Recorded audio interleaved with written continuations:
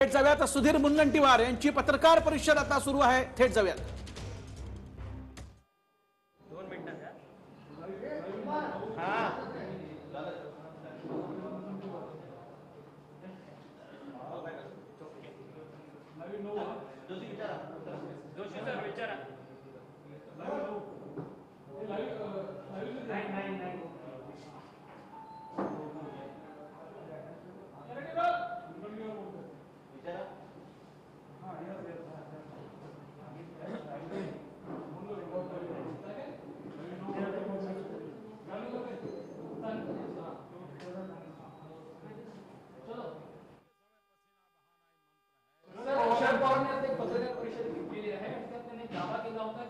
पूर्ण महिनाभर देशमुख कोणालाही भेटले नव्हते, पण आता ट्विट समोर येत आहे देशमुखांचं, ज्यात 15 फेब्रुवारीला त्यांनी एक पत्रकार परिषद घेतली। याचा लोकांशी संपर्क होता, लोकांशी त्यांचं बोलणं सुरू होतं। आपली प्रतिक्रिया?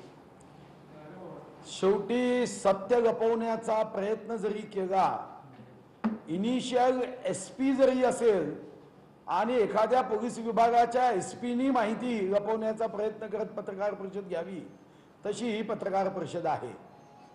15 फरवरी 2021ला 4:04 हे अनिल देशमुखांचं ट्विट आहे की ज्या ट्विटमध्ये त्यांनी पत्रकार परिषद घेऊन भारतरत्न लता मंगेशकरजी, भारतरत्न सचिन तेंडुलकरजीच्या बद्दल चौकशी करण्याची माहिती ते देत आहेत।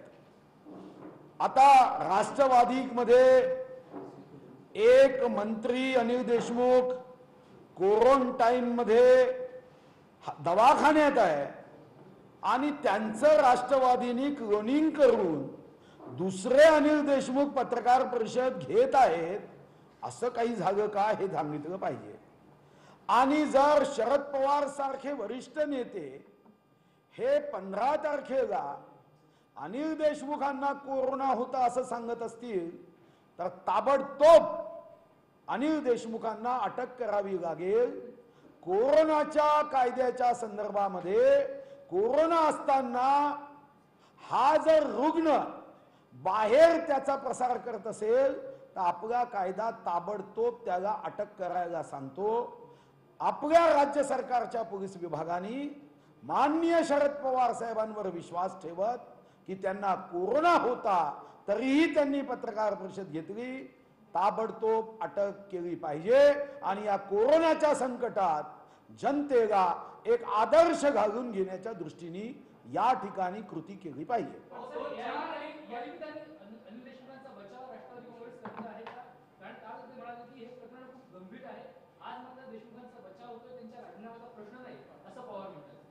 नाही, त्यांचा राजीनाम्याचा प्रश्न नाही असं का वाचवलं जातं हे तर आश्चर्यजनक आहे।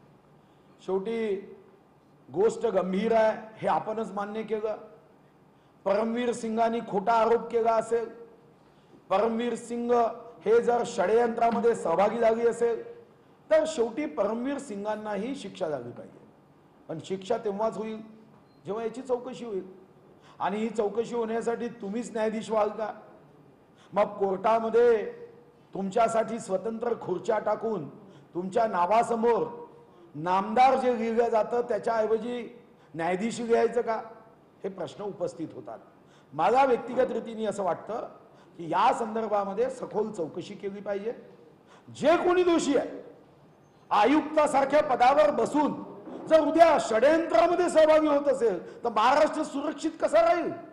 तुम्हाला या ठिकाणी उच्च न्यायालयाच्या न्यायाधीशाच्या माध्यमातून चौकशी करावी लागेल। तुम्ही 1 महिना कालावधी द्या, अनिल देशमुखांचा राजीनामा घ्या, आणि 1 महिन्यानी जेव्हा अहवाल येईल तेव्हा जर तुम्हाला असं वाटलं की यामध्ये अनिल देशमुखांनी 100 कोटी रुपयाची 100 कोटी रुपयाची खंडणी तर सोडा, नवा 1 पैसा मागितला नव्हता, तर शिवतीर्थावर सर्वपक्षीय शानदार जानदार आपण त्यांचं स्वागत करू आणि शपथविधी देऊ। त्या शपथविधीला आम्ही पुन्हा उपस्थित राहू, देवेंद्रजींना मी हट्टाने उपस्थित ठेवेन। भीती काय? 1 महिन्यानी पुन्हा मंत्री होता येतं, आणि 30 दिवसाचा हा मंत्रीपद नसणारा कालावधी म्हणजे काय जीवन संपलं का? चौकशी होऊ द्या ना, घाबरायचं काय चौकशी का? आणि या चौकशीमध्ये काही परिस्थितीजन्य पुरावे आहे म्हणून गंभीर आहे।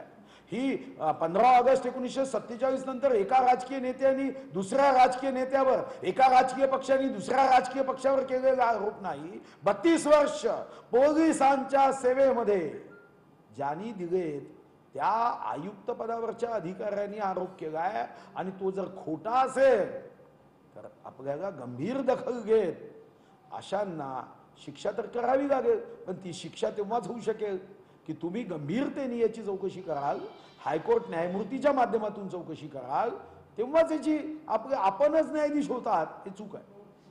भाऊ, याच्यात एक प्रश्न निर्माण होतो. पवार आणि पत्रकार परिषद घेऊन कागदपत्र दाखवले की अनिल देशमुख ते रुग्णालयात होते आणि ते सांगत होते आणि त्याच्यानंतर माहिती मिळाली की त्याच वेळेला म्हणजे त्या क्वारंटाईन पिरियड मध्ये अनिल देशमुख पत्रकार परिषद होते. तुम्हाला असं वाटतं का या प्रकरणात शरद पवार सुद्धा पांघरून घालण्याचा प्रयत्न करतात असं वाटतं तुम्हाला? असं आहे, पोलिसांना आरोपी जे सापडतात ते अशाच खोटं बोलण्यानी सापडतात. आता पवार साहेबांनी इतका वाचवण्याचा प्रयत्न केला आणि शेवटी आपकी बात तो सही है मगर दूध में थोडा दही है अशासारखं त्याचं विरजन घातलं. आणि 15 फरवरी 2021ला 4:04 अनिल देशमुखांनी जे ट्विट केलं होतं, टिवटिव केली होती, सत्य बाहेर आलं ना. असंच तर होतं ना, गुन्हेगार कसे सापडतात. आता पहिल्याच झटक्यात गुन्हा सापडला. भाऊ, प्रश्न असा आहे की ज्या पद्धतीने पवार आता म्हणत होते की काल ते म्हणते गंभीर आरोप आहेत, चौकशी वगैरे होईल, पण आता त्यांनी ज्या पद्धतीने डिफेन्स करण्याचा प्रयत्न केलेला तो फारच तकलादू ठरला का? कारण का ट्विट समोर आलेलं आहे. पवार नेहमीच अभ्यासपूर्ण पद्धतीने, आता मी सगळं म्हणतो, सगळे तारखा मी बघितलेला आहे. तर प्रश्न असा आहे की त्यांच्याकडे जे काही ब्रीफ त्यांना केले जाते ते पण चुकीच्या पद्धतीने ब्रीफ केले आहे पवारांना. नाही, मला वाटतं की पवार साहेब अशा पद्धतीने इतक्या गंभीर घटनेवर इतक्या सहजपणे पत्रकार परिषद घेऊन कोणाला वाचवण्याचा प्रयत्न करत असतील तर त्यांच्या राजकीय आयुष्यामध्ये ज्या काही त्यांच्या चुका त्यांच्या नावाने नोंदल्या गेल्या आहे त्याच्यापैकी ही महाचूक ठरली. सर, पवारना म्हणत असं डिफेंड करण्याची वेळ का बरी आली?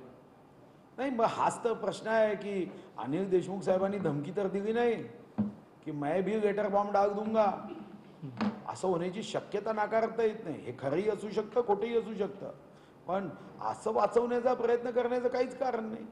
सर, देशमुखांच्या राजीनामाचा प्रश्नच उद्भवत नाही असं स्टेटमेंट आहे. तुम्ही इकडे राजीनामा म्हणताय, सकाळी तुम्ही म्हणालात की राज्यपालांनी अहवाल दिला पाहिजे राष्ट्रपतींकडे, पण इथं मात्र शरद पवार म्हणतात की राजीनामाचा प्रश्नच उद्भवत नाही. नाही, राजीनाम्याचा प्रश्न तर सोडा, चौकशीचाही प्रश्न उपस्थित होत नाही. मग त्यांनी सुद्धा 92 वर्षाचे जे रिबेरो साहेब आहेत त्यांचं नाव सांगितलं. मलाही पहिल्यांदा वाटलं की रिबेरो साहेब 60, 61, 65 वर्षाचे असतील, कारण साधारणतः आपण चौकशी कोणतीही आपल्याकडे 65 वर्षाच्या आत जे व्यक्ती आहे त्यांच्या हातून करतो, पण 92 वर्षाचं एक नाव सांगून आणि त्यामध्ये रिबेरो साहेब म्हणाले की मी जर यंग असतो तरी मी चौकशी केली नसती. काय चपराक मारली रिबेरो साहेबांनी.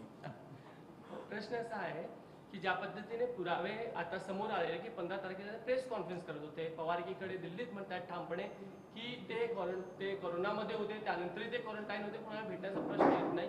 तर विरोधी पक्षाकडे सर्व पुरावे आहेत, हे पुरावे घेऊन तुम्ही राज्यपालांकडे जाणार, त्याबद्दलची तुम्ही केस नोंदवणार, पुढील प्रक्रिया यावर विरोधी पक्ष करणार.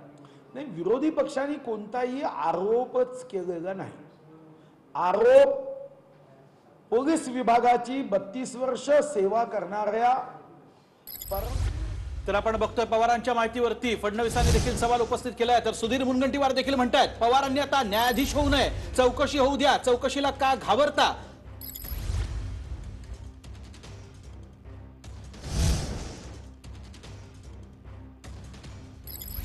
तर आपण बघतोय पवारांच्या माहितीवरती फडणवीसांनी आता सवाल उपस्थित केलेला आहे. सुधीर मुनगंटीवार यांनी देखील प्रश्न उपस्थित केला आहे. 5 ते 15 फेब्रुवारीला देशमुख रुग्णालयात होते असं पवार म्हणाले, तर 15 फेब्रुवारीला देशमुखांची पत्रकार परिषद झाली आणि ते ट्विटच आता फडणवीसांनी केलेलं आहे आणि त्यामुळे हा दावा खोटा असल्याचं आता देवेंद्र फडणवीस म्हणतात. वाजे देशमुख भेटीचा वाद वाढल्याचं दिसतंय. पवारांच्या माहितीवर देवेंद्र फडणवीसांनी सवाल उपस्थित केलेला आहे. दुसरीकडे मुनगंटीवार पत्रकार परिषद घेत आहेत, त्यामुळे आता या वादाला नवं वळण लागलेलं आहे. 15 फेब्रुवारीला देशमुखांची पत्रकार परिषद झालेली होती. देवेंद्र फडणवीस यांनी अनिल देशमुखांचं ट्विट रिट्विट केलेलं होतं आणि एक ट्विट करत सवाल उपस्थित केलेला होता की हे देशमुख कोण आहेत. त्यामुळे पवारांच्या माहितीवर देवेंद्र फडणवीसांनी सवाल उपस्थित केलेला आहे. देवेंद्र फडणवीस यांनी आताच ट्विट केलेलं आहे, आपण बघतोय. 15 ते 27 फेब्रुवारी या कालावधीत अनिल देशमुख होम क्वारंटाईन होते असं पवार साहेब सांगतायत।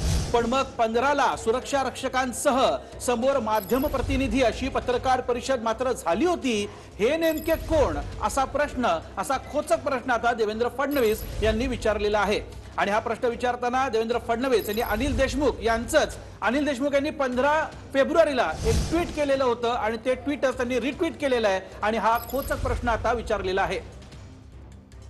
दुसरीकडे सुधीर मुनगंटीवारांनी देखील पत्रकार परिषद घेतलेली आहे। चौकशीला का घाबरता असा सवाल मुनगंटीवारांनी विचारलेला आहे। तर 15 फेब्रुवारीला देशमुखांची पत्रकार परिषद झाली आणि ट्विट जे करून फडणवीसांनी आरोप केलेला आहे। दोन दृश्य आपण बघतोय। शरद पवारांनी सुरुवातीला अनिल देशमुख 5 ते 15 फेब्रुवारीला रुग्णालयात होते।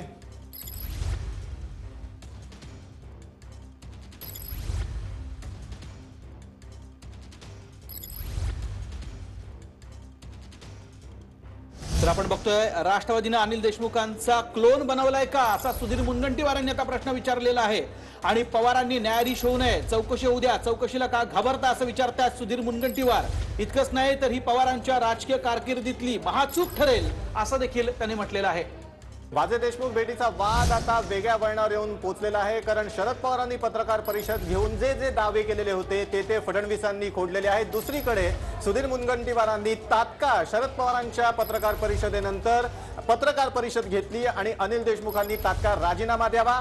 जर ते तिकडे उपस्थित होते तर कोरोनाचे नियम भंग केल्याप्रकरणी त्यांना अटक करण्यात यावी अशी आग्रही मागणी सुधीर मुनगंटीवारांनी केलेली आहे। आणि स्क्रीनवर तुम्ही जी दृश्य बघताय ती अनिल देशमुखांची 15 फेब्रुवारीची पत्रकार परिषद आहे, जिथे अनिल देशमुखांनी सुरक्षा रक्षकांसह पत्रकार परिषद घेतलेली होती आणि यातलाच एक बाईट त्यांनी ट्विट केलेला होता आणि ते ट्विट देवेंद्र फडणवीसांनी रिट्विट करत अनिल देशमुख आणि शरद पवारांच्या या दाव्यावर सवाल उपस्थित केलेले आहेत। शरद पवारांनी पत्रकार परिषदेत जो दावा केलेला होता त्यावर सवाल देवेंद्र फडणवीसांनी विचारलेले आहेत।